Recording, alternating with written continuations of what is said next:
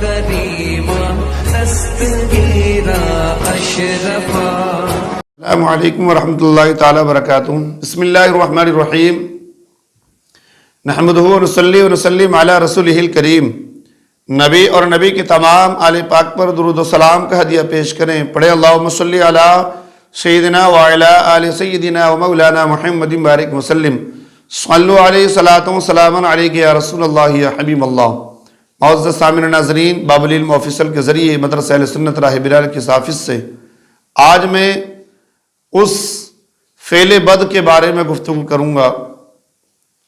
وہ برا عمل جو آج بڑی تیزی کے ساتھ ہمارے نوجوانوں میں دوڑ رہا ہے، اور ہمارے نوجوان اس فعل بد میں کے شکار بن چکے ہیں. کثرت سے اس گناہ کی طرف دوڑ رہے ہیں، اس گناہ میں ملوث ہو رہے ہیں، اور اس فعل بد کا نام ہے لواطت. لواطت یعنی مرد کا مرد کے ساتھ، کسی لڑکے کا لڑکے کے ساتھ اپنی خواہش کو پورا کرنا، زنا کرنا.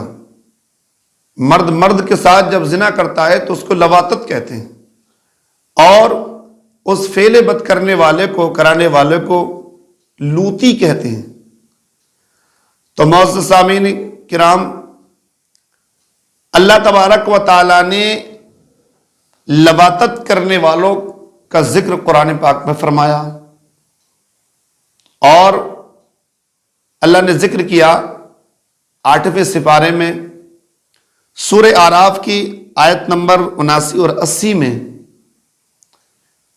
وَلُوطًا إِذْ قَالَ لِقَوْمِهِ أَتَأْتُونَ الْفَاحِشَةَ مَا سَبَقَكُم بِهَا مِنْ أَحَدٍ مِّنَ الْعَالَمِينَ إِنَّكُمْ لَتَأْتُونَ الرِّجَالَ شَهْوَةً مِّن دُونِ النِّسَاءِ بَلْ أَنْتُمْ قَوْمٌ مُسْرِفُونَ.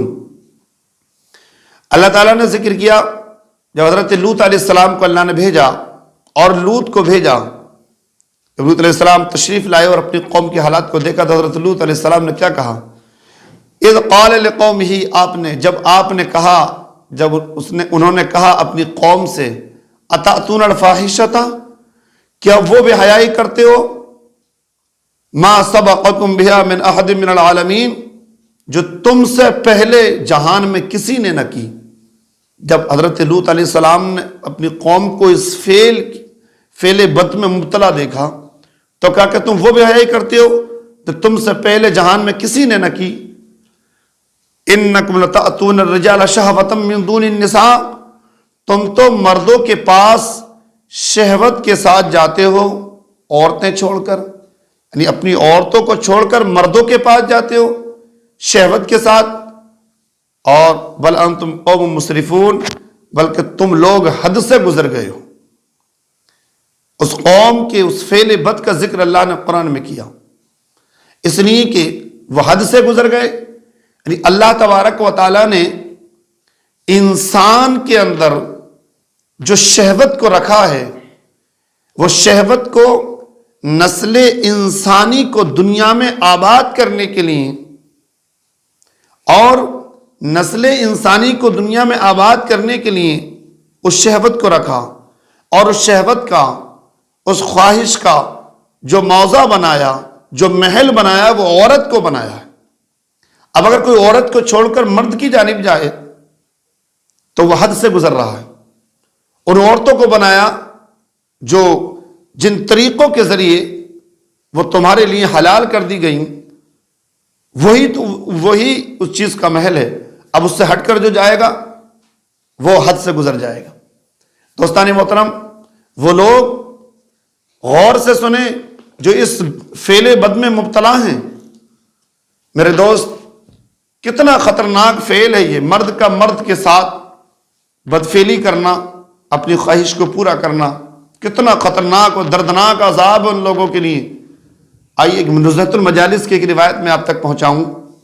حضرت عیسیٰ علیہ نبی جن علیہ السلام کا کہیں سے گزر ہوا، آپ نے ایک آدمی کو دیکھا جو آگ کے شعلوں کی لپیٹ میں ہے.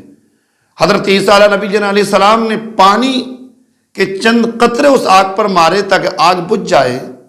جیسے ہی پانی لیا اور آگ بجھانا چاہیے تو وہ آگ ایک بے ریش لڑکا بن گئی، بغیر داڑھی کے، بغیر داڑھی مونچھ جس کے نام، اس کو بے ریش لڑکا، اس کو امرد لڑکا بھی بولتے ہیں، ایک بے ریش لڑکا بن گئی اور وہ مرد کی آگ جیسی صورت ہو گئی۔ حضرت عیسیٰ علیہ نبی علیہ السلام تعجب میں پڑ گئے، اور تعجب میں پڑے تو اس لڑکے نے وہ مرد بولا، یا نبی اللہ، اے اللہ کے نبی، میں وہ ہوں، میں نے اس لڑکے کے ساتھ بدفعلی کی، اس لڑکے کے ساتھ میں نے لواطت کی، یعنی زنا کیا، تو میں اللہ کی گرفت میں آ گیا، اور اسی وقت سے یہ عذاب ہم پر ہو رہا ہے، کبھی اس کو آگ میں جلا دیا، آگ کے شعلوں میں ڈال دیا جاتا، کبھی مجھے، اور اے اللہ کے نبی یہ قیامت تک ہم پر عذاب مسلسل ہوتا رہے گا۔ اللہ اکبر۔ دوستو، اللہ کا خوف دل میں پیدا کرو۔ اللہ کے رسول صلی اللہ علیہ وسلم کا فرمان عالی شان صاحب نزہۃ المجالس لکھتے ہیں کہ عیون المجالس میں نبی کریم صلی اللہ علیہ وسلم کا ارشاد میری نظر سے گزرا کہ سرکار دو عالم صلی اللہ علیہ وسلم ارشاد فرماتے ہیں، جب آدمی کے اوپر آتا ہے، یعنی اس سے برا کام، بدفعلی کرتا ہے، زنا کرتا ہے، تو عرش الہی کانپنے لگتا ہے۔ اللہ اکبر۔ آسمان پکار اٹھتے ہیں کہ یا اللہ تو ہمیں اجازت دے، ہم ان پر آسمان سے پتھروں کی بارش کریں۔ زمین پکارنے لگتی ہے، یا اللہ تو مجھے اجازت دے کہ میں انہیں نگل لوں، انہیں دباؤں۔ اللہ تبارک و تعالی ارشاد فرماتا ہے، رہنے دو، اس لیے کہ اس کو ایک وہ وقت آنے دو کہ اس کو میرے سامنے کھڑا ہونا ہے۔ معزز سامعین، اس دن سے ڈرو جس دن رب کے سامنے کھڑے ہو کر ذرے ذرے کا حساب و کتاب ہوگا۔ حضرت عبداللہ ابن عباس رضی اللہ تعالیٰ عنہ روایت کرتے ہیں کہ جب مرد کے ساتھ گناہ میں ملوث ہوتا ہے، مرد کے ساتھ بدفعلی کرتا ہے، تو شیطان بھی مارے خوف کے وہاں سے بھاگ جاتا ہے کہ کہیں ایسا نہ ہو اللہ کی لعنت ان پر برس رہی ہے، کہیں ایسا نہ ہو اللہ کا عذاب ان پر نازل ہو جائے اور اس عذاب میں بھی گرفتار ہو جاؤں۔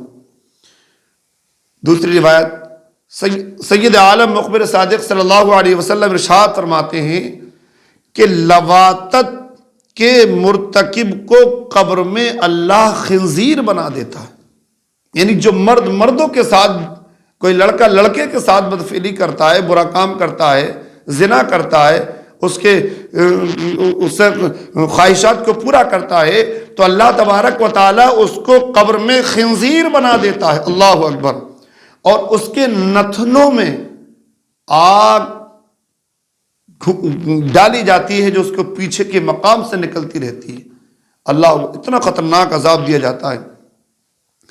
لواطت سب سے برا فعل ہے۔ حضرت سلیمان علیہ السلام نے اپنے عفریت جن، جس کا ذکر قرآن میں آیا، عفریت جن سے کہا، اے عفریت جن، چلو مجھے ابلیس کے پاس لے کر چلو۔ عفریت جن حضرت سلیمان علیہ السلام کو لے کر چلا، ایک سمندر میں گیا، اور سمندر میں جا کر دیکھا کہ سطح آب پر، پانی کی سطح پر ابلیس کا تخت لگا ہوا، ابلیس بیٹھا ہوا۔ حضرت سلیمان علیہ السلام تشریف لے گئے، اور حضرت سلیمان علیہ السلام نے اس ابلیس سے کہا، ابلیس مجھے یہ بتا کہ سب سے برا فعل کون سا ہے اور سب سے محبوب عمل کون سا ہے؟ اللہ کے نزدیک سب سے برا فعل کون سا ہے اور سب سے محبوب عمل کون سا ہے؟ تو ابلیس نے کہا، اللہ کے پیغمبر، اگر آپ یہاں تک نہ آتے تو میں آپ کو ہرگز کبھی یہ نہیں بتاتا، لیکن جب آپ آ گئے تو میں بتاتا ہوں۔ سنو، اللہ کے نزدیک سب سے برا فعل لواطت ہے، یعنی مرد کا مرد کے ساتھ، لڑکوں کا لڑکوں کے ساتھ زنا کرنا، یہ سب سے برا فعل ہے، اور اس گناہ سے بچنا یہ اللہ کے نزدیک سب سے محبوب عمل ہے۔ معزز سامعین ناظرین، نبی کریم صاحب الاولاق صلی اللہ علیہ وسلم ارشاد فرماتے ہیں کہ جو قوم لوط کی طرح فعل کرتا ہے، جو قوم لوط سے فعل کرتا ہے، وہ لعنتی ہے۔